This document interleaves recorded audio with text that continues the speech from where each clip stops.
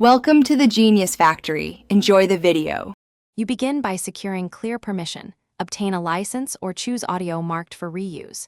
Check the license details: attribution required, commercial use allowed, territory limits, and duration. Once you have proof, save invoices, license ID, and screenshots to one folder so you can present evidence quickly. Make sure to record where you found the file, the author contact, and the exact terms. This prevents ambiguity later and sets a defensible foundation, because a claim is easier to dispute when you have documentation. Next, apply the license correctly. Trim the clip, mix it with your own original elements, and add value so it becomes transformative.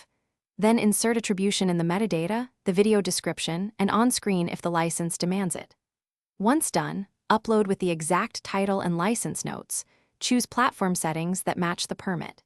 If a platform uses Content ID, register the license or use the platform's claim form immediately. Make sure to keep timestamps and a change log of edits for evidence. Finally, if you get a claim, act immediately. File a dispute attaching the license, invoice, or written permission, and explain how your use fits the license. If the platform rejects it, escalate to support or send a counter notice when appropriate. You may also email the rights holder with proof to request claim release.